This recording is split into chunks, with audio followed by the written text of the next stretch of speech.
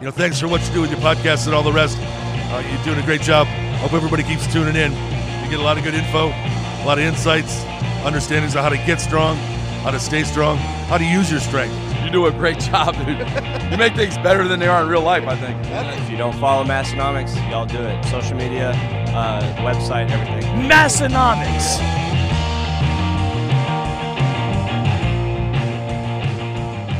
Welcome, listeners, to episode 191 of the Massenomics podcast. We're the lifting podcast about nothing, and we're coming to you here in crystal clear audio. Before we get started for 191, I'm going to read to you about our sponsors of this show.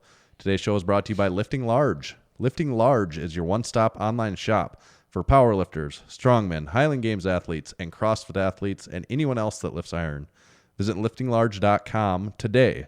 There's free shipping on any orders over $60, and 99% of the orders are shipped the same day that they are placed. Today's episode is also brought to you by Spud Inc. The goal of Spud Inc. straps is to make products that support sports performance and help everyone achieve their training goals.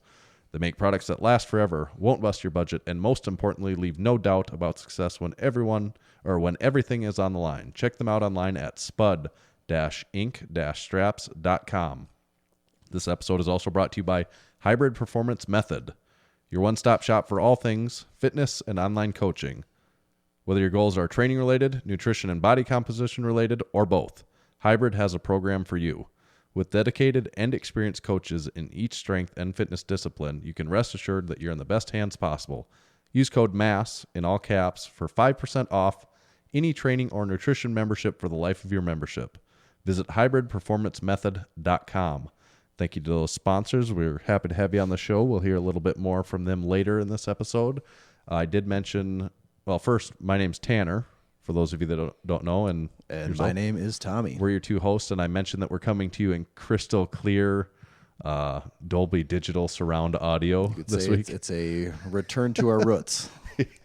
So last week's episode was slightly different than unfortunately, it was slightly different for the wrong reasons too. And we heard it from a lot of people.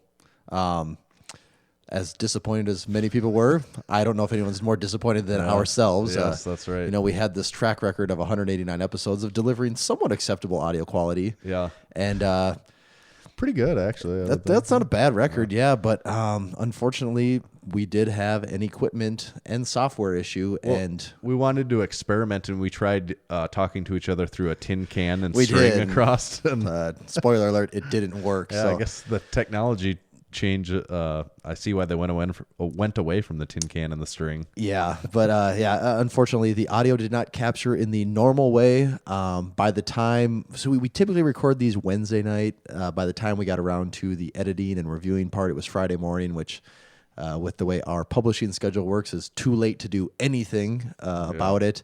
So we toyed with it as much as we could, had to put it out there, and it sucks. I mean, I guess we had something to put out, which is better than nothing. But right, it was disappointing and upsetting that's what it came down to. But I believe we did many tests. We're on the verge of paranoia right now, and everything was coming out correctly. So this should be good. Yeah, we hope so. There's still that part of we'll you find that you out when don't it's know. done. Yeah. There's still that part where it's like, but something happen. Something could happen. Yep, there is always a chance. We're pretty good though that we got all the we crossed our lowercase t's and dotted our j's this time, so we should be good. Always got to dot the j's. Don't forget that. That's right. So we should be good. Right? I hope so. Yeah. I've been spending the last 3 days responding to DMs as to what happened to the audio of our podcast, but I think we got all those answered. Got all those answered, so hopefully they came back for the next episode. That's what I did say. I let everyone know that 191 was going to be back to normal, so don't run off on us. Mm-hmm. If you're listening to this, you didn't run off on us. yeah. For the other ones, well, I don't know. We didn't like you guys that much anyways. Yeah, they weren't cool anyways. Yeah. So, Tanner, it is Black Friday, Cyber Monday, Small Business Saturday, Thanksgiving week. Technically, Cyber Monday would fall into the next week, but they found a way to stretch it into 2 weeks. We are in that season, you could say. Yeah. Do you have any special Thanksgiving plans? We're not going anywhere too far away. We're doing local family stuff. A lunch Thanksgiving and also a supper Thanksgiving, 2 different locations. So doubling up there, that's sometimes challenging because if you eat a pretty big lunch at like I was going to say, one, I knew the challenge was going to be related to yeah, eating. yeah, Of course. that's the eating challenges. You know, you eat that first one at like 1 p.m. And then you're back to eating again by, for some reason, the timing of the meals gets. It's always a they late go to- lunch or an early yeah, dinner. right? Yeah. Right. That's exactly right. It's a late lunch and it's early dinner. Like It's- no one has Thanksgiving dinner at 11:30. no one. No, it's like 1. It's got to be at like 1 for whatever reason. 1 to 2, I'd say, Yeah. is that sweet spot. And maybe it revolves somewhere around football. I'm not sure exactly how that ties in, but maybe that's a tie-in to that, the time of the football games. But I don't know. That's a stretch, probably. Definitely for some households. I don't think it's the majority of Right. households. Are. But it'll be a later lunch and then an earlier supper. So it's going to be managing my stomach. I think where the supper one, we're doing more of an hors d'oeuvres thing, though. Okay. But that's still like when you get a smorgasbord of Yeah, hors d'oeuvres, you just kind of want to start- have all of them. Yeah, the grazing thing Yeah, starts going. And yeah. that's when you just kind of, I'll just do one more of those. And that's when Yeah. you really can pile it on without knowing it. I That's think the I'm going to sneaky go part. pretty hog wild, though. I'm not gonna hold back. I think I might do the same even. Yeah, I'm gonna even hit up the pies, the pumpkin Yeah. pies, even, Might and as just well, get in man. the full spirit of it. Yeah. I've already had one Thanksgiving meal already. This was a different family, different side of my family. We had to do it early, and that was like a week ago already. So I've really? already done it So once. you're even. already Yeah. in the mode. I've of, got 1 down and 2 to go. wow. Oh, I only have 1 on my schedule. So. I'm kind of excited about it, though. Yeah. Do you get Thursday off of work? I've asked around. I think I'm going to be able to swing this one and get it off this year. But yes, I am taking Thursday off. Yeah. Your boss can be kind of a dick sometimes. He can be, and there is work to be done. But I am taking Thursday off. But I do believe I have to get right back to it on Friday. You know. Yeah. I get Friday off. Yeah, that was that. When I worked for other companies, that was always, I did like this time of year because it's like the only time of the year where a company actually gives you 2 days off in a row. Right. You know, from that hellhole of 40 hours a week in your cubicle or cage. Yep. You know how it goes, Tanner. All too well. Actually, I just think about this. This is just ties in very nicely with what we're doing. I don't think I meant to take a picture of this and send a snap of it to you. I'll do that again later. But I at my work, I was in a like they do a weekly newsletter, and they'll like feature an employee, and our company has about 1,000 employees, so there's a And lot you've of just people been begging for them to feature you? No, someone offered me up, and the one of the main marketing guys asked me if I'd be willing to do it, and at first I kind of was like, well, no, I don't really want to, and they said, well, we kind of need someone for this week, It's kind of actually not a choice thing. some people might want to do it, but Yeah. a lot of times for these type of things, you have to like get Push someone to forward do a it. little And bit. I did eventually respond. My email response was, I will volunteer as tribute because, that's kind of what it's like at that point. But I did do it. So it was this thing about me, and they want to know a little bit about what you do at work, a little bit about your family life, and then a little bit about your hobbies outside of work.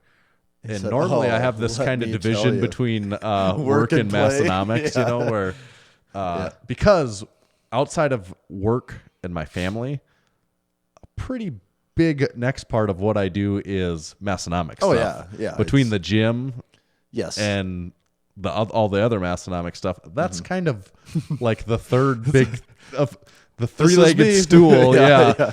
And then if the 3 pillars so of I'm like, life. so do I not explain that and Do I then just have seem like no the most boring? hobbies Yeah, to do? do I seem like the most boring person in the world? Right. Or do I explain that pretty? I just love my wife and kids and work.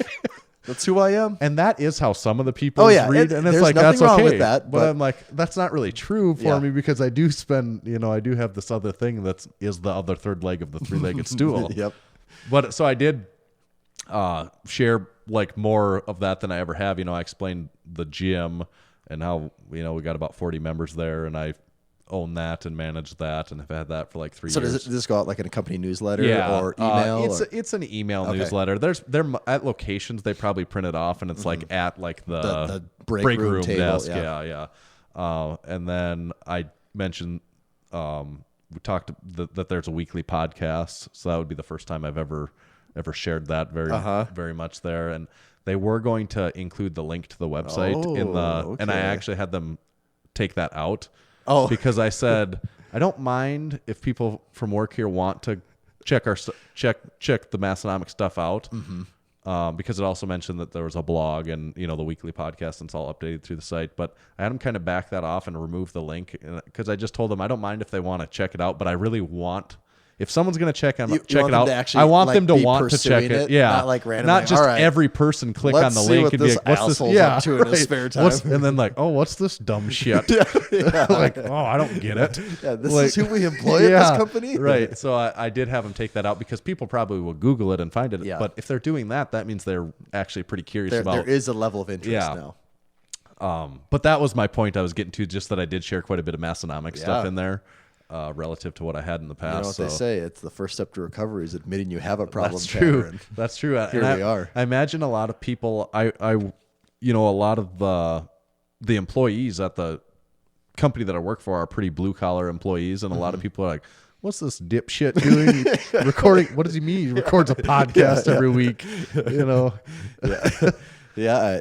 I don't think you're wrong. Yeah. Yeah. So that was that story. All right. Well, I'm waiting for sales to really shoot through the roof once. Yes, I haven't seen any so far. I haven't noticed any. Haven't seen a boost in local sales either. But there's still time. They could be waiting for that Black Friday sale. I pictured that some of the people went to the website and looked at the store and be like, "Holy shit! What is all this stuff? This doesn't make any sense. What is this?" No one would actually spend their spare time doing this. There's like 20 different shirts on here. Yeah. Well, we did it. Yep. Tanner, I am getting parched. Unfortunately, this week. It's not a segment. It's not a segment. It's not a guessing game. It's Thanksgiving, so this will just be like pumpkin our spice way of lattes. breaking bread together. So you got both PSLs. It is just it's the tried and true orange again. Well, it's our opportunity to show off our deadlifter koozies too, It available on Massenomics.com in a 2-pack for just $4.99. On one side, it features the deadlifter logo with King of Lifts underneath of it. On the other side, the OG Massenomics logo. Also one of the cheapest products we sell. Yeah. For those price conscious shoppers out there. Or for anyone looking for a stocking stuffer this holiday season. The other relatively cheaper items that we sell would be our sticker packs. We've got 3 of those. Yep. They're really a steal. I mean, you'd be kind of a dumbass not to buy them, if you ask me. That's what I say when I see people don't finishing their checkout experience with stickers. Wow. I'll guess this faster this week. Is this an orange LaCroix? You are correct. I won't take 20 minutes to get to it this time. Yeah, it is delicious though. Savor it. It is good. It is good. Someone did respond that they tried peach pear and they said, that would be in my top tier. Yep, they put it on the podium too. A lot of people say we're their go-to on. I did just remember this. I think, God, was it Thanksgiving last year? It might have been Thanksgiving or Christmas last year, where when I went home, my mother had lime LaCroix waiting, and that was my first time. Love at first sip. It was love at first sip. So who knows? That could be a little blessing in disguise this weekend. What could there be this time? What LaCroix beverage flavor is just waiting for me that I don't know about yet? Do they make LaCroix that's just like a plain LaCroix? What's they that do called? Natural. Oh, I want to buy it just for the sake of being like, well, I tried it. I get it's just straight up carbonated water at that point. You know? One of these days, I just have people complain about the price of lift shorts. I just in my head still have a hard time paying like $5 for just a case of carbonated water. Yeah, you see those things you can buy that you get for at home. They kind of look about like a Keurig, a little bit like that, and it's like for carbonating your drinking water at home. Oh, have you ever seen those? Well, is it kind of like a Soda Stream or whatever those are? But I would suppose like there's probably no flavor, right? Yeah. But they're expensive. Like you can buy some like ultra expensive ones, and I'm like, God, is it worth spending like $400 to put bubbles in your water? It seems like a lot. Hey, but who are we to judge? Yeah, who are we to judge the price of anything? Do we want to talk about a little bit of lifting stuff? Yeah, here, we are the It is a podcast about nothing, but it is a lifting podcast about nothing. Mm-hmm. So we have got reviews that people say they really enjoy the 5 minutes per episode that we spend talking about lifting. So maybe we'll stretch that to like 6 or 7. this Heads week. up, we might go past that 5. Yeah. Not by a lot, but just a little bit. And it's not because we want to. It's just there was a lot of exciting lifting stuff that went on. There are, and really the topic at hand is the world records are just falling lately. Yes. I would say it's probably safe to say at a rate that they never have ever. I mean, in general, I think that statement applies, but also this past, is it 27 days specifically? Yeah. Well, in a span of 27 days. yeah, let's yeah, say yeah. that. Yes, In a yes, span yes. of 27 days. Yeah. And so when we say that That's span less of, than a month for yeah, those of you that don't even. for those of you that are Even up less on than your February. calendars, what had happened is it started with Dave Hoff, right? He was the start of Hofster, it. yeah. The Hofster, Mr. 3K, 10 Mr. 3K one Something. something. He broke the all-time world record for multi-ply, total. and that was, like we said, 3,100 or something like that. 31 something, 31, 34. 3108, so, I don't know, yeah. whatever it was. I did that in the WPO, and it was a solid performance. We talked about it on here a couple weeks ago. Yep. Shortly after that, were the rest of these just all in the past? So yeah, The next would have been the bench. bench, So yeah. like about 2 weeks later, yeah. Julius comes in with the all-time world record bench, Where he crushed it. or he crushed it. 744. Yeah. 744. And more so, he didn't. The number was only a little bit higher, but he crushed the lift. Yeah, it was to where you're like, oh, well, that's really convincing. Well, and to where you're like, okay, yep, He's this gonna will do- also yes, fall again very yes, soon. right. So, yep, very convincing performance. So the all-time world record bench falls. Then, over the course of like This last weekend. yeah, like this almost the same day even. Yeah. The first one was, I'll say the first one, Dan Bell breaking the all-time world record Raw. for Raw with Wraps. Total record, I should say. I think he also had, or was that the only record he had there? That was the only record. The total. Yeah, the only one that And matters, some might It is, say. it is, yeah. So 25, 18, I think. Or Okay. 25-19. 25-18.7, maybe. and then the other one would be Blaine Sumner breaking the all-time Single-ply. single-ply record. And He said the IPF record, but it really is the single-ply that- yeah, record. it I mean, that is. is the IPF, basically. So And what was his, like 28 something? yeah, it is 28-11, I think. Okay. 28-11. And by the number of times we said something, you can tell we did some Yeah, very yeah. intense research getting Yeah. these numbers pulled for Yeah, you I guys. think it's 28-11. Blaine was at IPF.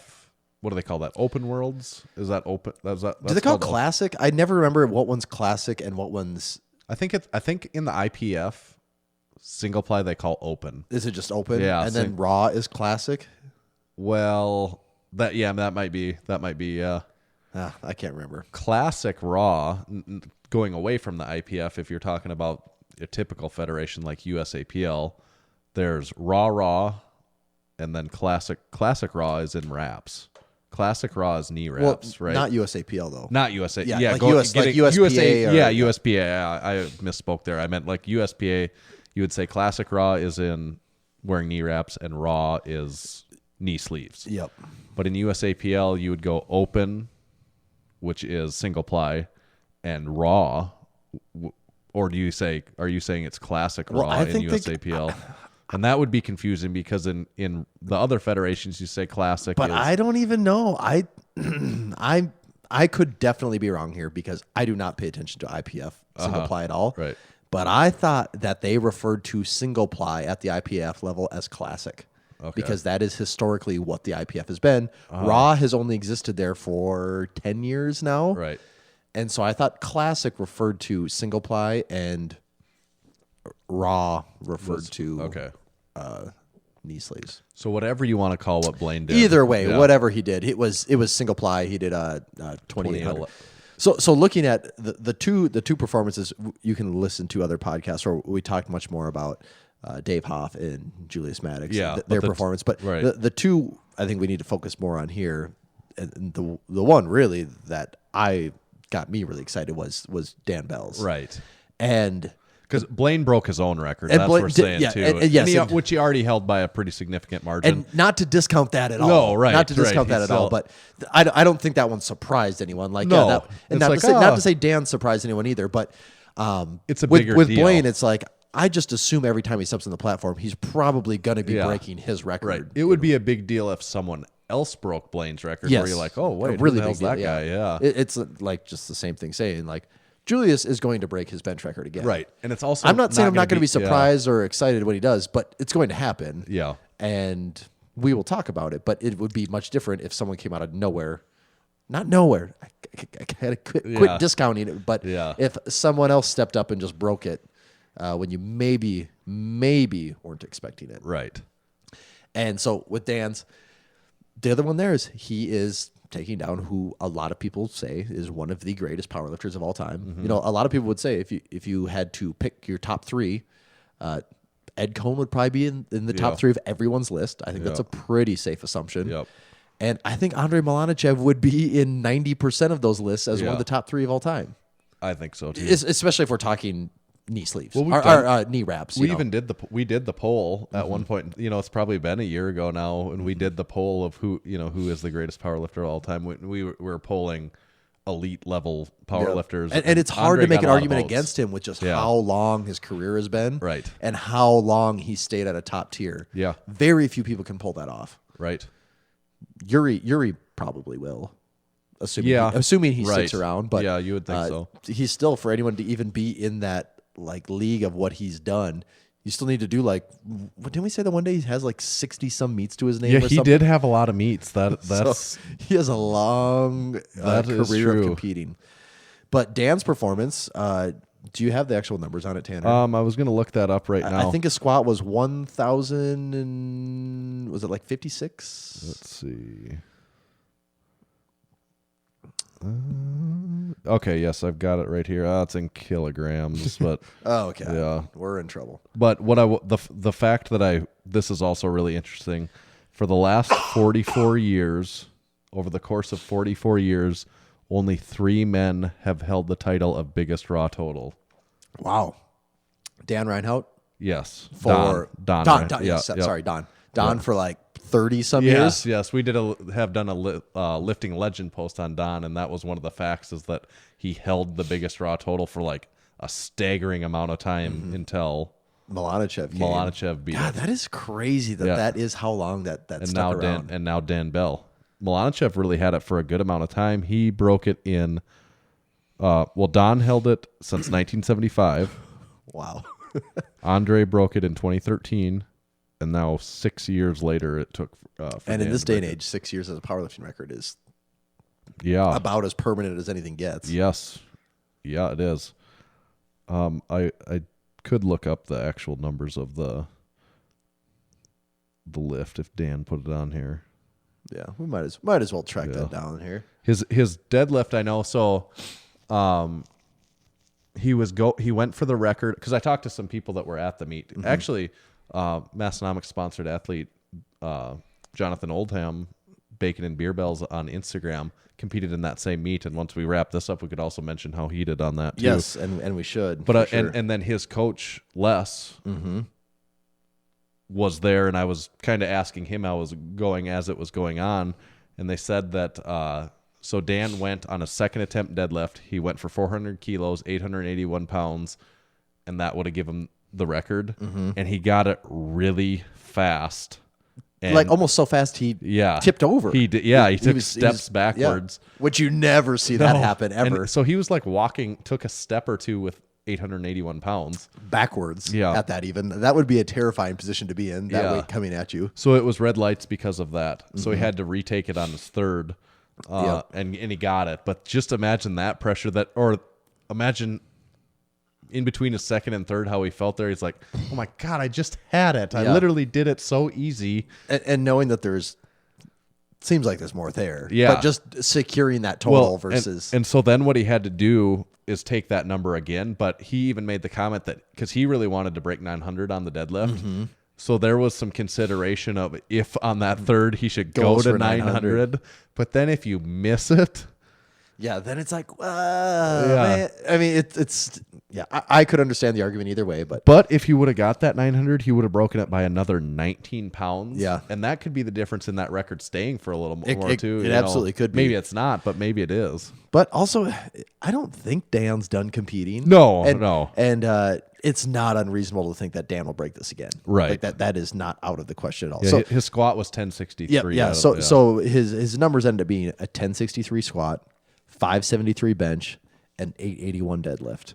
And it just goes like that's how you break the world record. is you you're good don't at you don't everything. have Yeah, to be yeah. the best at anyone. Right. You just have to be one of the best at all of them. Because that's all of those numbers are the same way when you say 1063 squat or 570 whatever bench or 881 deadlift. None of them are like that individual lift. You think, holy crap, that's the best. No one ever does that. His squat is his is that his best is his lift, best but, lift. Yeah. But all of those are like a 575 bench.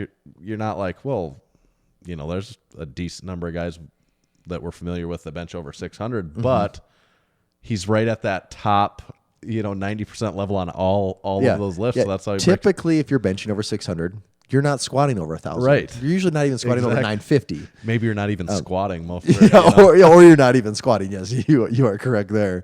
And then the same thing, like if you're deadlifting Over 900, close to yeah. 900, Yeah. a lot of times your bench isn't in the Right. upper fives either. Yeah. So he's just the perfect example of just that's a how you break solid the record. performance in all of them. And total is the sport of powerlifting. It You is. know, that It is people absolutely. get people. It's easy to get wrapped up in an individual lift, but total is the power. And your total on meet day, Yeah. specifically. That's true. Exactly. People also like to get wrapped up in Yes. what is happening in the gym. That's a real total. Yeah, yep, a real Doing it actual all total. on the same day at a real meet.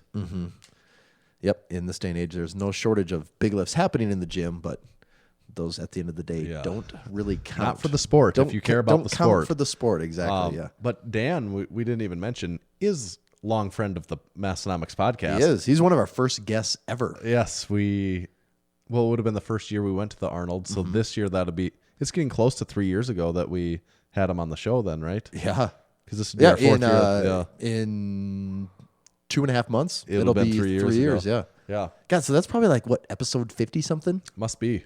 Yeah, probably around there. So check that out if you want to. I'd be curious. I just thought of this now. It'd be funny to listen to that interview almost and see what he had to say. And I'm sure we talked about the breaking the total record and everything. Yeah, at we that probably point in time. did. Yeah, but it was a 3 year stretch from there. I just remember doing that interview. That was our first day at the Arnold. Yeah. It was at that time, Dan was a guy that Tyler would just kind of DM and was like, Yeah. hey, I know this guy. Yeah. And he's done some meets and he has some pretty big numbers. And he said he'd podcast with us. And then all right. we're like, okay. And then we're at the Arnold. We fly in. You're there all day. At this point, you're completely burnt out and just like done. And then Tyler's like, all right, we got to go interview this guy. And it's like, oh, okay, we got to get him, leave Yeah. the Arnold, walk back to our place, set up the podcast stuff in this room of like 8 guys. Yeah. And Dan didn't enjoy the walk to our place all that well. I'll tell you that. But he was a trooper about the whole thing. No doubt Yeah. about that. But Dan, for this meet, he weighed 400 pounds. Did he? Yeah. That's his heaviest, isn't I it? think so. I do think that is his Yeah. heaviest. He was not 400 when, and he squatted when we interviewed him that weekend at the animal cage at the Arnold. He squatted 1,000 pounds for a set of 2. So he was in pretty strong form at that Yeah. point in time too. God, yeah. But I'll never forget. I will never forget us walking, through that park. That Yes. I don't know. It's a few city blocks that you have to walk through this park where you're on kind of like a bike path or a walking trail type thing. And Dan was pretty audibly wheezing the entire walk. And He was. and we were laughing about it and he made a few jokes. It's like, Oh, yeah. he's like, oh, this fucking sucks. But yeah. He was not in fine, long walking shape at that point in time. No, I don't think you want to put him in any competition on an echo bike. That's probably not the spot to have him. No. But He'd probably do one really good 5-second burst where he could probably really hit some high numbers He could on probably there. get that thing spinning. Yes, Yeah, there's no yeah. doubt about that. But his spot is the platform Yes. for sure. Yes, and he we're not saying anything that Dan wouldn't laugh and own up to himself. Yeah. Dan had something funny that everyone's been asking him about coaching since he broke this record, you know? yeah. And he put a comment out of there, you know, he's like, don't ask me about coaching. I'm just an idiot. I don't know what I'm doing. I just do what I'm told. Like, what? I mean, I'm flattered that everyone wants me to be their coach, but I'm not a good coach. You know, I mean, he doesn't give himself enough credit. He likes to say he's an idiot. I mean, he doesn't know what he he's still doing, knows but- way more than most people. But yes, and he has the right mindset that, right. you know, just because you're performing at a high level doesn't mean that you're in a position or even want to be in a position to. And like, some be people coached. are. Yeah, and yes, some people people are, are. but that doesn't make it like one does not make the No, other. it's That not. that you're either one capable or two want to be helping people at these different levels Right. and know how to help them progress through the levels. Right. Because a lot of times And- people of that caliber, they didn't even have to go through those levels, so they don't know how to. That's true. How to help someone? They're just so transcendent and elite that Coaching is a skill, like whether it's online or in person or anything like that. If you've never done that before, it's weird. You know, it can be a little weird, and some people that's not their forte. yeah. I don't think after Kawhi Leonard's done with basketball, he's No, going to be running exactly. coaching Right. clinics. That's you know? very true. That's Or that's coaching a really on- good example. One of the best basketball players there is right now. Very, very complex game. Yes. But I don't think he's going to be on a bench 10 years from now calling out plays and coaching people up on stuff. Definitely not. I could be wrong. I just have a hard time seeing that. No, I think you're right. I think that's a good and example. I don't think he's that type of person at Yeah. all. You know? With all those records being broken, though, so the Dans, Blaines, Julius, and Hofster in that amount of time, it is interesting. Is it like, so is the entire sport of powerlifting getting that much better right now? Is it like in the golden era of it? But that's kind of what my first thought. But then I thought, like, okay, is that the case, or is it just these extreme outliers that are just getting, like, these few guys of extreme outliers that are getting even better? In Dave Hoff's case, I don't think there's anyone pushing him for second place. But again, I don't think multi-ply is a good Maybe not. snapshot of the sport. Right. Single-ply, I don't think there's anyone pushing Blaine for second place. I don't think so. It probably, if we looked harder, Maybe, there's probably yeah. more competition at the single-ply level than what we're aware of. Yeah, there's, like, in the heart of the competition's getting better. You would think, right? I think that the numbers might not be as big as maybe they were Right. 10 years ago in single-ply, but I think the talent level is probably deeper than it Right. was at that time. In Julius's case, nobody's, obviously nobody's doing that. Yeah. The exception, though, that doesn't, I think, is Raw with Raps. I think there is a group of guys that maybe they haven't done that yet, but there's a group of like at least 5 guys that all kind of have that potential to put that together on a day. And I think that's why we always get excited for these big meets, because there is always the potential that one of these guys could just have the perfect day, go 9 for 9, and have a 25-50 total. Right. Maybe even more if they really Yeah. are having the perfect day, but it's just so hard for the stars to align, To not stay get injured. stay injury free, get the calls to work in your Yeah. favor. Yeah. Not get a high call on squats and not get that long call on bench. Right, Or, just right. get everything to work out the way it needs to. Yes. It's really, really hard to do. Yeah. There's so many factors, especially as you start to get that strong and at that level. There's so many things that have to go right. And really, the biggest one is just staying healthy. Yeah. And that's the hardest at that. injury-free. That's the hardest at that point. It too. is. Like, the body is just not. I mean, these guys are the perfect examples. Like, they are freaks in every way, but they still play by the same rules of Yeah. nature. Where Yeah. there comes a point where the body just isn't made for some of that, and Well, it will also fight they're you. not even just playing with the rules of nature. They're playing like with additional rules that are even pushing the rules of nature Yes, farther. yes. So it's like more extreme and more challenging to stay to avoid injury. And they wouldn't disagree with. I mean, we've talked to Dan. He wouldn't disagree with that too. Like, Oh yeah, it I is, mean, they are taking it all to the absolute Right, limit. right, and yeah. that's how you break world records. Yes. You don't do that by just like being the average dude. right. Yeah, that's what a lot of people probably think they want to be a world record holder, but it's like no one wants to. well, and it's like, do you want to do what it takes to weigh 400 pounds? Because No. we walked across the park, and it wasn't very fun for Dan. Would you be willing to do that if you could be the and world just, record holder? just the or fact not? of eating that much. Oh, yeah. It's. I could never. I can't eat like that. Like Right. like I know I can eat to gain weight. I've gained Yeah. from the time I started lifting to now. I've gained at my heaviest to my lightest over 50 pounds. Right. So I feel like, okay, I understand what it takes to eat more, but it just quits being enjoyable for me. And then I'm like, I'm not even enjoying eating anymore. There's a lot to it. There is a lot to it. And Yeah, there is. 99.99999% of people that actually lift are not cut out for that level. But don't you think there's that thing that some people, like on the surface, they think that they well, they're yeah, like, everyone that'd be- thinks they want to be. Everyone wants to be awesome at something. Yeah. No one wants to put in work on Right, anything, you know. right. And people find that out in a hurry. Yeah. The weight room has a pretty good way of just weeding people out it naturally. culls that out of It does. the group It pretty does. easily. Tanner, Are we gonna I guess enjoy for our some- favorite segment? our favorite segment, the part where we talk about other people and their awesome stuff. All right.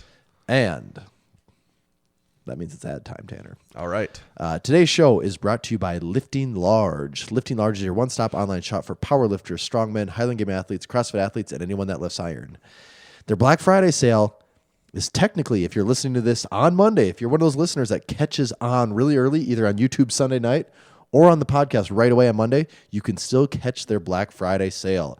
The entire website is on sale up to 50% off. Prices will be marked. No discount codes are needed. Free shipping on orders over $60 in the lower 48 states. That excludes bars. And international orders will get 15% off shipping rates, again, excluding bars. The sale ends midnight on Cyber Monday. So if you're listening, you either have close to 24 hours or a few hours to jump on Yeah, this. because So if you're watching this on YouTube, it comes out Sunday night, so you've got about a day. Or if you're catching this Monday at any time, that's the day that most of our listeners catch it. You do have time. Yep. So don't wait on that because you're going to want to take advantage. No other discount codes will apply during this sale because they got all the deals already marked up or marked on there. In case you're wondering what you can get, they have over 2,100 training tools from the top brands like Titan Support Systems, ER Equipment, Spud Inc., Skull Smash, ProLock Collars, Kabuki Strength, Texas Bars, Pioneer Belts, and more than 15 other manufacturers. Lifting Large has been serving strength athletes around the world through their online store for over 15 years. Owners Mike and Teal Ottelman have over 55 years of experience competing in powerlifting, strongman, and Highland Games. They hold multiple world and American records, so you can rest assured knowing the products they carry are the very best in the industry. Visit liftinglarge.com today. There's free shipping on any orders over $60, and 99% of orders are shipped the same day they are placed.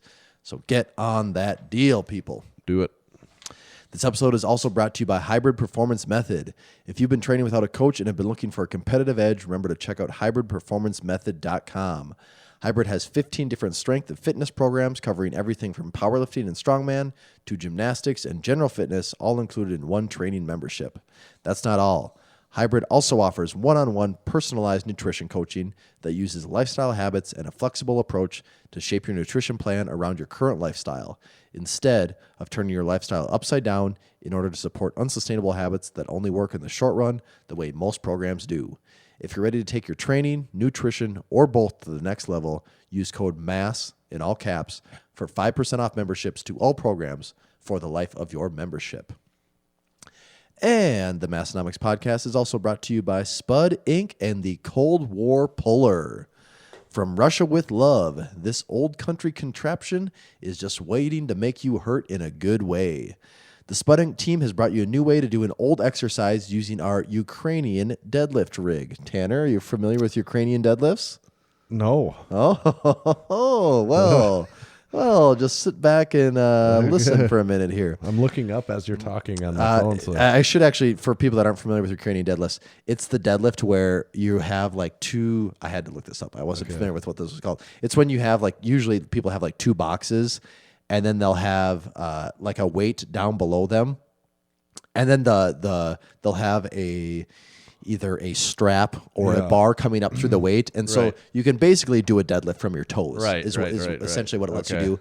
Puts you in a position similar to almost like an Atlas stone because you're coming all the way off the ground. I have seen like in strongman competitions like do some stuff like that before. Yep. Then Yep. So that is the Ukrainian deadlift. Might be something we have to work into Yeah. our content plan here, Tanner. Yeah. Ukrainian Yes. deadlifts are a great way to build your deadlift and squat at the same time. The Spud Inc. Ukrainian deadlift rig is designed to be home gym friendly with an extra long loading strap from an attachment point at 12 inches and 20 inches, so you can stack weights to the ceiling if you want, or pull from a super low location with the short attachment point. The Ukrainian deadlift comes with a 20-inch straight bar handle with a rotating center attachment point to make it more versatile and difficult. You can stand on plyo boxes, bumpers or blocks to do this primal movement. Check out Spud Inc. online for the Cold War puller. They're also referring to it here as the Ukrainian deadlift rig, and other great products at spud-inc-straps.com, and be sure to follow them on Instagram at Spud Inc. Straps. I like the name, the Cold War puller. I do. That's a good. that's They good. they have some good names for their Yeah, products. There's they no do. doubt about that. They got that part figured out. So thank you to our sponsors. Three great sponsors. Three of the best. Yeah. Three of the best, I would say. Tanner, next up on the list here, we have something that I ran across the other day. Oh wait, how about John? Just yeah. Just to Yes, mention, yes. I forgot. Just thought about Yeah. it again, quick. That John Oldham, he did compete in that, and his goal was really a 2K total. He came very close to it in Very a couple close. different ways. He had a third attempt squat where I think he was going for like 860, and he got 2 reds on depth. It was very close. It was a close call for sure. It probably could have went either way. If he would have got that, he would have had the 2K total. He benched a little over 400. He deadlifted. What did he have to go for? 750 on his third. And if he would have got 750, even with missing that third attempt squat, he would have hit the 2K total again. And he got it about 90% of the way up, and looked like it came out of his one of his hands, and he lost the grip and lost it. It was moving pretty good. If he could have held on, he probably would have been able to lock out the lift, I would think. But after a full meet, that's a factor. It gets tough, yeah.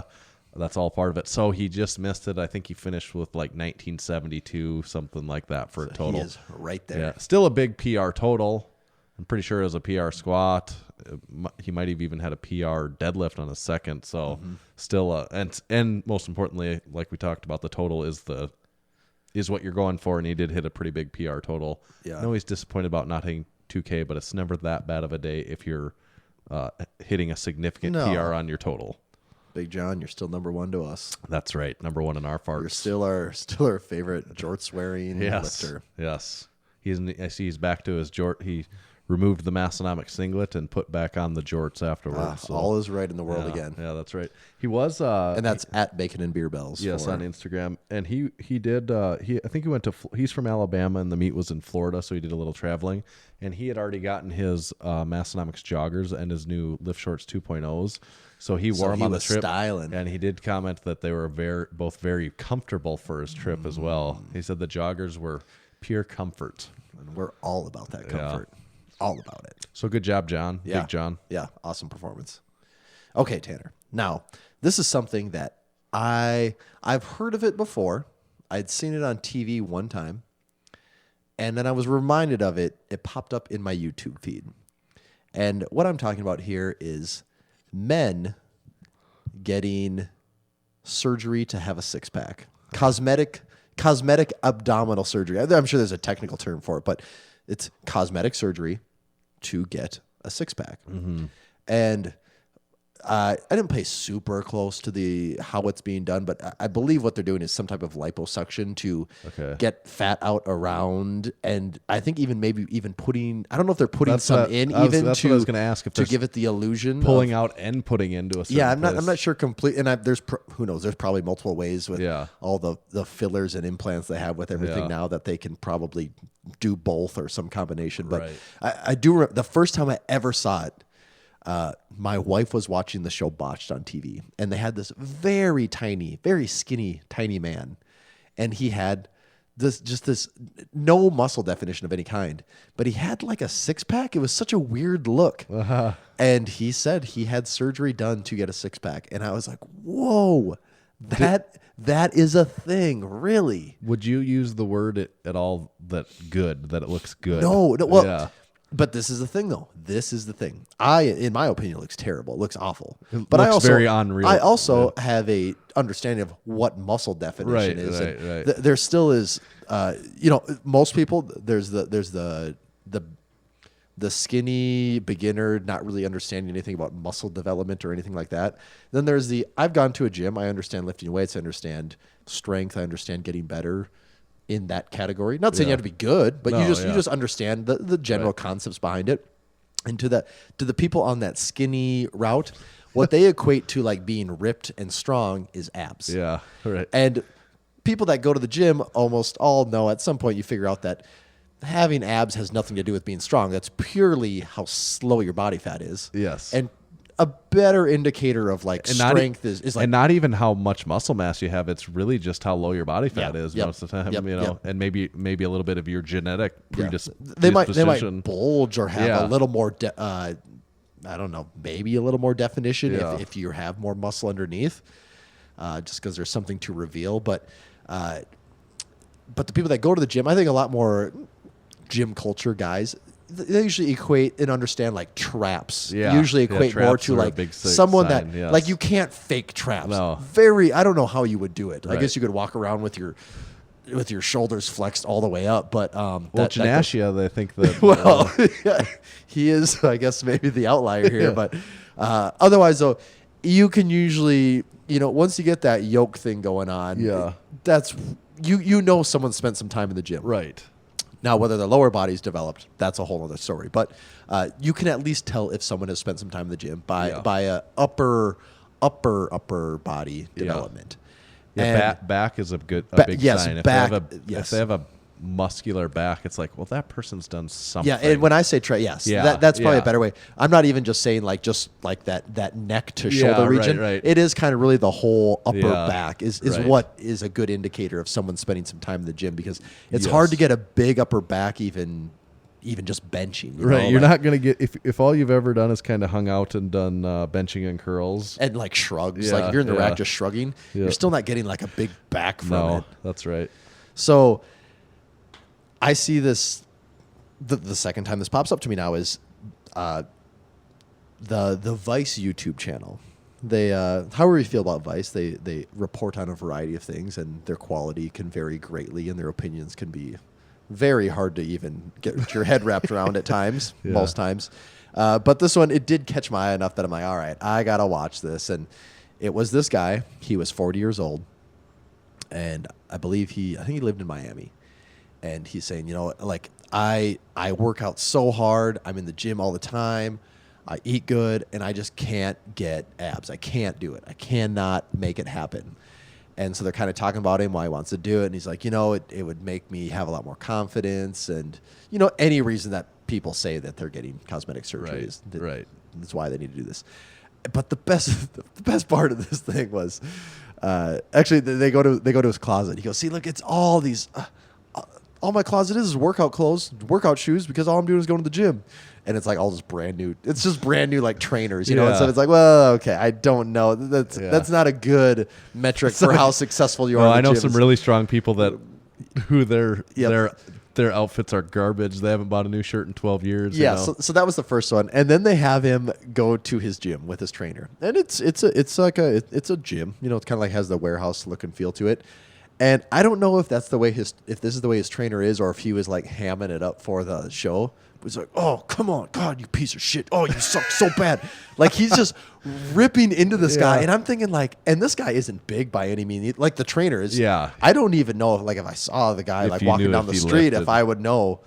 He's like, oh, you piece of shit. Come on, get going. And it's like, whoa, this guy's not encouraging in the right way. Maybe this is what this guy responds to, but you watch his workout and you're just, nah. And then he's talking to his trainer. You can tell that the producers were like, all right, we want you guys to talk together about why you're doing this. Yeah. And he's telling him, he's like, I think his trainer was like, so you're doing the surgery? He's like, yeah, man, I you know how hard I'm in here working, and I can't get these abs. He's like, no, man, you're a pussy. You suck at working out. You don't do anything right. Just like calling him out the whole time. He's like, no, it's because you drag your ass in the gym. You don't do anything. And that's kind of what my whole point with this was. This guy is basically saying that he's exhausted every option. and really, which he has not at all. No. It's That's it'd be a one classic. That's a classic. It'd be one thing if you scenario. had a tight midsection, Right. But it's not even tight. Like there's some actual Yeah. flab there. So Yeah. he's clearly not exhausted his actual options. And I guess I'm more just like appalled and shocked that like that's cosmetic ab surgery is becoming a thing. It Well, you seems just know it's so- never going to look right, though. It's No, not- it doesn't. Yeah. And at the end of the day, too, like you see, so this guy does have it. They show it. And he gets the surgery done, and he has these. It's like it's a 6-pack. There's absolutely there's definition there. There's no doubt that when Yeah. that guy walks by, he's a 6-pack, but his pecs are just flat, Right, and it right. looks so off. It's like the most Well, then you need, uneven physique you then could you ever need see. pec Well, yeah, surgery that- to and that's- match- and then that's the the next next thing. part. Yeah, and it's like, Well, then it's like, okay, you have pecs, but you don't have delts right, or right, arms at all. yeah, right. So that's it's the same thing like when you see the guys with the synthol arms Right, that have and it these looks massive so arms. unnatural, And it it's like doesn't look maybe good. if you've never really followed the gym, you'd be like, oh, that guy has big arms. But anyone that spent any time in a gym goes, well, he has That no looks- forearms, no shoulders, Right. no development of any kind. He just has these sagging biceps and triceps. And I think that's where we're headed to. Yeah, it looks like crap. So we probably just sound like old people complaining about new school things. Damn now, but- kids these days and their Damn kids. cosmetic abdominal surgeries. These damn 40-year-olds and their ab surgeries. But I guess this is a public service announcement, people, that it is happening. It is out there. There are people among us that you could be sitting next to someone at an office right now listening to this, and they could have a fake 6-pack underneath their clothing. Yeah, don't be that guy. But don't be that guy. And we are going out on the platform of we don't believe in fake 6-packs here. No, we don't condone it. No. If you want it, you got to do it the old-fashioned way. Work for it. 1,000 crunches a day. That's the only way. That's the only way. That's scientifically proven. 1,000 crunches a day will get you that Diet 6-pack. doesn't matter. Nope. It's 1,000 crunches a day. Hit those crunches harder and harder. It's the only way to win the war. So that's what's new in the world of physique standard. All right. Well, we covered the Olympia a few months ago, and Well, and it makes you wonder, will this make its way into that? But I would think with the amount of fat that those guys lose, how lean they are, that anything like this would just completely. well, I just wonder Not long work on term them. how it works. Like when your body actually goes through real changes, what happens to that stuff? Then, like, That's the other thing too. I can't Yeah. imagine it's that long lasting. If, Right. if you actually are either gaining weight or if you're losing Right. weight too, it's actually got to look weird. you right? think. Yes, I would. I would be concerned at how that would change as your body makes real changes. But I think most people that Yeah, it's they don't happening care. to, they're kind of in that Yeah. mediocrity area of like Right. not really doing anything. So they probably don't have to not worry gonna a really ton. change anyways. Yeah, I don't think the reason they're there is because nothing's changing ever. Right. So, no, they're not all elite athletes like us, Tanner. That's right. Not everyone can be so lucky. Well, now that we got that covered, we're getting down towards the end of the podcast here. Well, there's a little something I like that we do towards the end of the podcast. Do you know what that is? Ads. Well, we do that also again at the end of the podcast, but there's something even besides the ads, a little bit before the ads. Before the ads. It's our overrated, underrated Oh, segment. how could I forget? Before we jump into this week's new topics, we've got 4 great new overrated, underrated topics to go through, but we got to talk about last week's 4 topics. We'll see if you remember how you answered. I do, and I have a complaint about one of them. Okay. I think you probably already even know what I'm going to complain about here. Well, number 1 was Movie Pass. What did Well, you say? I think I said You underrated. said didn't I? underrated, yeah. And I did. I went back and watched a video on this to understand What happened? the economy of the whole rise thing. and fall of the rise Movie and fall. I Pass. did watch it, and that's what it was called. it was, the rise and fall of Movie Pass, and I was like, wow, this is okay. I get what was going on here. Sounded like the service was ran terribly. Well, that but- would be a number 1 problem. Yeah. It sounded like on big weekends they would say, "Oh, Movie Pass isn't working right now," and you couldn't sure. get your tickets and all types of shady things like Yeah, that. You try to right, cancel right. and sorry, we can't cancel anything at this time and things like that. But 'Cause they didn't have any money and they're trying to yeah, do what because they didn't have could any money. They were yeah. losing like a few million a day or something. Right. But people thought it was overrated. That was the reason it shut down is because it was purely a win for consumers. So Right. I already that wasn't the one I was complaining about. But yeah, I think people are wrong. it was underrated. But people might be saying, It was overrated, and that's why it failed. right. Maybe. That's what. Maybe. Number 2 was Tommy Hilfiger. Did you say underrated? I said overrated. Overrated. Yeah. 89% overrated on Tommy Hilfiger. I think I said overrated. Yeah, didn't I? you said overrated. You said overrated, and the people said 89% overrated, which that is a huge That is number on overrated resounding. and underrated. People do not like Tommy Hilfiger. Might be one of the most overrated items I've ever seen on here. That's up there. Yeah, I'm kind of surprised that it's that high. I don't know if people just associate it with some preppy thing yeah, that they don't. yeah, that they're they don't "Ugh, like. overrated. Okay. Overrated or underrated? Video judging, review, and powerlifting. Okay. People said 63% underrated. See, I said said overrated. overrated. Or yes, I said overrated. And did- what was the result? 63% underrated. I don't think people understand But the and consequences. there of- is this is being used at IPF Worlds. They do it. That Oh, was they the do? other Okay, thing. They okay. do at And- IPF meets. They use it. And that was the one exception I gave. I said I believe at a Yeah. world level meet it could be allowed. Yep.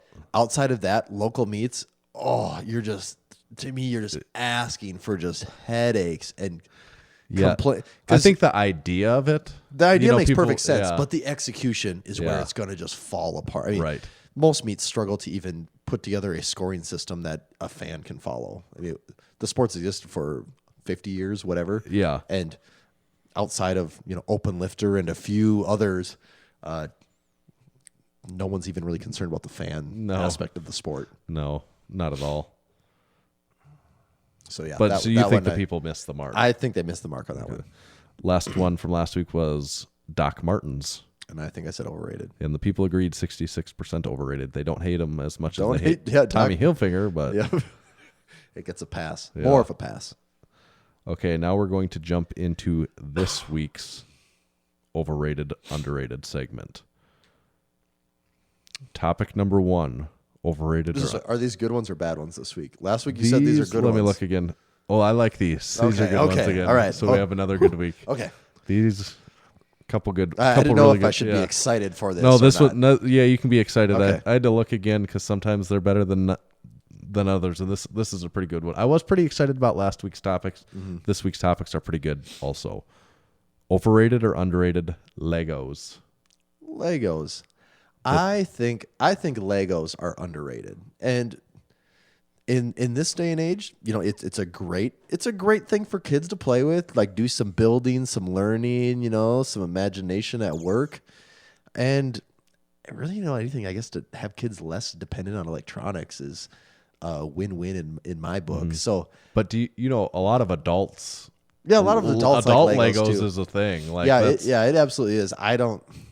I'm not looking at it from that yeah. perspective because Also, Legos on YouTube is like its own thing. It's probably I'm bigger sure. than it's probably bigger than powerlifting. Powerlifting, yeah, probably. like- I don't doubt it. I mean, you can play with Legos from the time you're 2 years old Yeah. or whatever. You can't do that powerlifting, but yeah, I think Legos still are underrated. As an adult, I don't care for them much, but I do believe that looking at a person, I think they're an underrated. I think they're an underrated thing. underrated. Yeah. I think And is it Lego or Legos? Because I think some people refer to like Lego as the plural. I don't know. I think it's Danish, right? I think Is it? think, I don't even think know. Lego is from Denmark. Is so it? yes, Lego is a company from Denmark. The freaky deaky Dutch. Yeah, I'm pretty sure that that's right. Denmark. Yeah, I didn't know that. Yeah, it's a Danish company, Legos. Oh. Well, what about Lincoln Logs? That's from Illinois, Oh, okay. home of Abraham Lincoln. Glad we got that cleared up. So, but you did say underrated on I think- Legos. I Did you think- play Legos? Did you have When I was a I don't- kid- Do you play Legos? That's even. I sound like an old man saying that. I mean, that's Did what I you would play say. Legos. That's what I would say. I mean, I guess. I had them as a kid. When I was a kid, the Legos that we had were nothing like the fancy ones now with the crazy sets. It was like, here's a box of just a bunch of random Assorted blocks Legos, yeah. that are probably belonged to several kids before me even. Yeah, And yeah. like, and then you had like the piece that you could use to remove other pieces. Do you remember that thing? Oh, yeah. Kind of like the Lego pry bar. Yeah, yeah. But yeah, we had nothing fancy at all. But yeah, when I was a Yeah. little kid, I did play with them. I did have some sets, and I liked Legos up. Also above just being a 6-year-old. I liked Legos into my junior high years even, and I did like Legos. I had some cool sets, but now some of them are insane. Oh yeah, And also some of the stuff elaborate. that people build on YouTube is actually insane, and like they are. Like these people, I think they call themselves like builders. That they, I'm sure, and they order. I need a 1x4 in white. Like they really know what they're doing. There's Yes. nothing is accidental about what's going on. Right. There's some crazy stuff out there with Legos for sure. Yeah. Overrated or underrated? This will be a good one. Watchmen. Okay, it's tricky here because the Watchmen universe. I don't And know. I'm a talking ton- about the show. the HBO show. Yeah, the HBO show. It's not done yet, so it's hard to give a conclusive review. But as of right now, I'm saying underrated. I've really enjoyed the series so far. If I had to make one criticism, maybe it would be that if you're not familiar with the lore in the universe, are you watching it all, Tanner? Yeah. So if you're not familiar with like the lore in the universe of Watchmen, you have to do some research, or there's just going to be plot points that don't make any sense. That's the show I've seen. Like, I think we're maybe even current on it. My wife and I have been watching it, and neither of us know anything about it. And we've watched through 6 episodes, and still like 2/3 of it is like, don't know what the hell's going on. And the big things are you have to understand that there's this Dr. Manhattan character that is like somehow this god that actually lives on Mars. Yeah. So there's that. There's this squid thing, which is very confusing for because it makes no sense. Like that is where the comic book element there's no comes in. backstory. Like when you start watching the show, you're just like in the Yeah, and they start to give show. you more like, well, this is the reason for that. But it's Right. like, well, but that doesn't make any sense either. But it is in a fantasy universe, so they get a pass. And then they've adapted a few of the things to just a lot of the rules of the world and physics don't apply, which is how superhero stuff and comic book stuff works. But I am, as of right now, still saying underrated. I have enjoyed it a lot. Mm-hmm. It's a really well-made HBO show. Yeah. It's just like what And HBO does. I think I read correct. I think I did read Trent Reznor of Nine Inch Nails does the soundtrack. Oh. Because one day. The soundtrack is interesting. Yeah, actually. it is. They do, like a lot of HBO shows, they do a good job of just getting like classics mixed in there. Right. But then at one point there was kind of this industrial electronic thing going on, and I'm thinking to myself like, wow, this guy really took a page right out of Nine Inch Nails and it when was they Trent did Reznor this. then, yeah. And then I was looking, and when I was reading about the show, one of the things I read was Trent Reznor worked on the soundtrack, and the soundtrack is coming out on vinyl because of course it is. Yeah, right. There's some of the like background, not like the songs, but almost like the theme music stuff that sounds a lot like some of the Stranger Things music to me. When I hear it, I'm like, it really reminds me. Yeah, of that's that. that classic Trent Reznor industrial electronic sound. So you said underrated on Watchmen. I did say underrated, yes. Okay. Overrated or underrated Goosebumps books? Ooh, it's been a long time since I've thought about Goosebumps. Are you familiar books. with my friend R.L. Stein? R.L. Stein, yep. Do you know what his name stands for? What the R and the L stands for? No. I don't either. Oh, okay. It's a very, very odd abbreviation. Especially that anyone refers to themselves as R.L. I mean, I could be T.E. DeFay. That it's just such an odd way yeah. for your name to go. Is that your first like, two initials? is like olden things like that. That's more common. Like if you look up, if you're looking through like early like 1900s or 1800s like census statistics or something like that. There's a lot more people that did that went by like the initials for their first. But unlike people that lived in the early 1900s, R.L. Stein did not grow up in the early 1900s. So I don't know what his excuse is there. I'm sure there's a reason for it. R.L. Stein is a man, right? Or I'm assuming. I don't know. It could be a pseudonym that a woman is using. I don't know a thing about it. But you read some Goosebumps books. I read a couple. I was the kid though that I was terrified of anything horror. As a child, could not do horror stuff. Could not do it. I was afraid of all of that. And so with that, I just pretty much even stayed away from Goosebumps. Just things were just too scary. They gave you everything was too Goosebumps. scary for me. Everything was too scary for me. Yeah. Do you remember? I think I had I think it was Goosebumps, a book where it was a Goosebumps book where you would read and then you could pick your path. Like, Well, that does sound familiar to like me. the monster's yeah. coming after you. Are you going to run from it or go get your friend? You know, you had two child, and then it was like, all right, jump to page 25. Yeah. And your adventure's over. Like it was like a pick your own adventure thing. I'm pretty sure it was Goosebumps. I had one of those, and I remember being a kid reading it, and it was just like, didn't do it right, and then I was checked out because how many times you want to reread the same pages to you're just trying to game the system, then you're not even reading the book, you know. But Goosebumps, I just don't have like any memories of actually reading them in the stories. Part of me wants to say, like, if that's what it takes to get kids to read an actual book, that it's good and it's underrated, but I don't hear of the stories having any like merit or any like. When was the last time you heard someone people talk about reading Harry Potter books? Yeah, you can say they're kids' books. Yeah. People talk about reading those, like Narnia books, other children's series. Well, you don't hear people talk about. Oh, I just caught up on a few Goosebumps books this weekend. Do kids? I mean, is that still? Do they still exist? I yet? haven't seen my son have a Goosebump. He wouldn't know what it is. I don't think. I'm going to ask him that actually, but I don't think he would know what it is. And you know, by the time I remember reading them when I was in like third grade, is about when I remember reading them. Yeah, that's what the time frame I would have put it is in that kind of like earlier elementary school.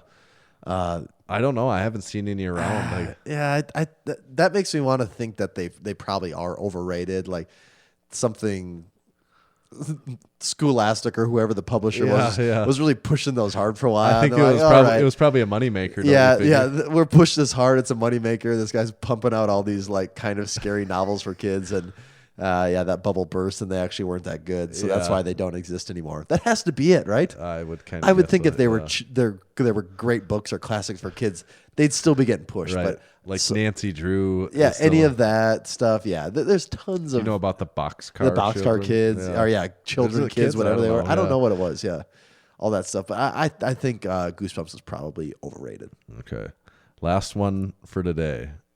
Overrated or underrated? Rick and Morty.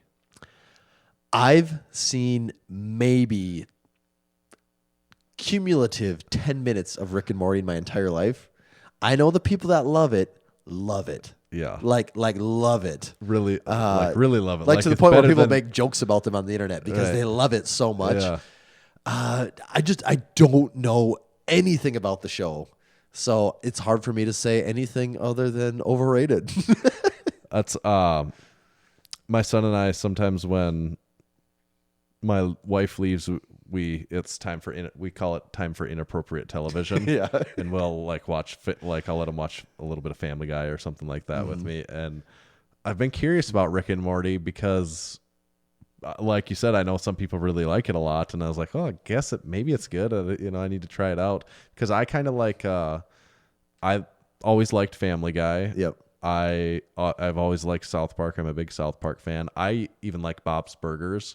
That's not all that I've never watched that either. Like my son and I can watch that. It's very non-inappropriate. It's not near as off color as the other ones are. Yeah. But I like Bob's Burgers. But so I wanted to try Rick and Morty, and we started to watch the pilot, and maybe made it like 10 or 15.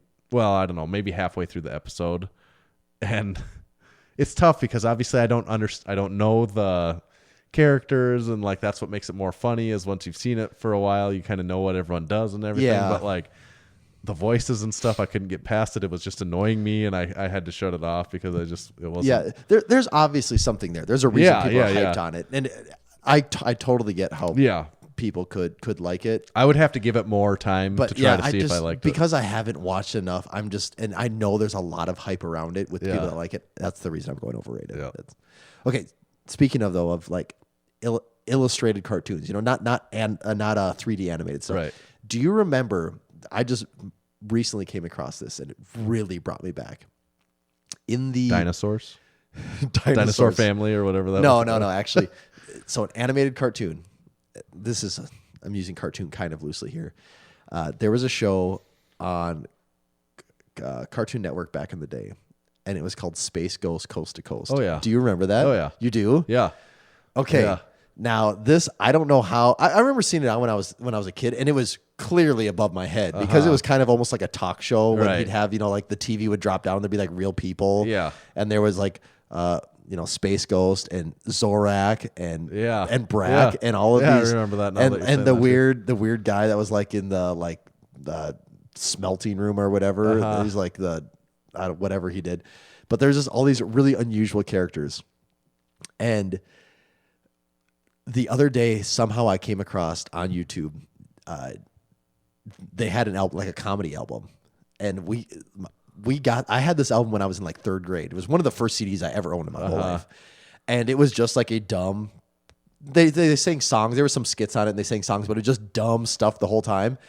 And I'm like, holy shit. Like I sent it to my brother and he's like, whoa, this is insane. And like totally taking us back to like being in third grade.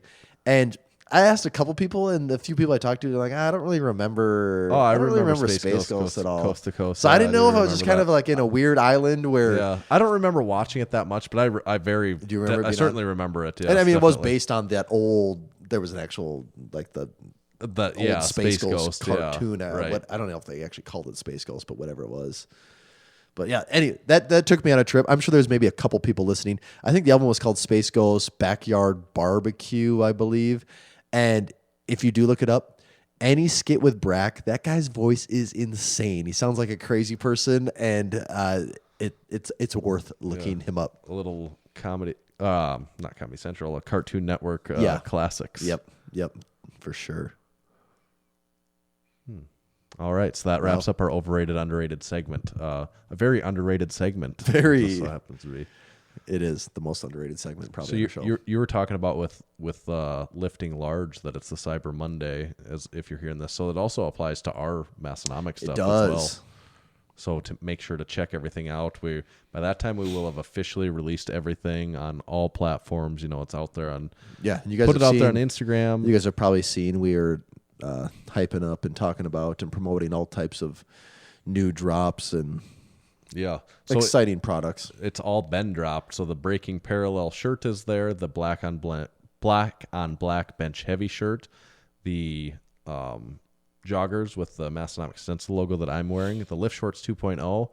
And I say it's all there. Hopefully it's still all there. As we sit here, it's been selling like crazy as we released it. We should have done the Michael Scott thing where he goes to sales and every time he makes a sale, he wants to blow the train horn. Yeah. We should have done that on that podcast. Every time an order comes in, just blow the train horn. Like, actually, we don't really do that anymore.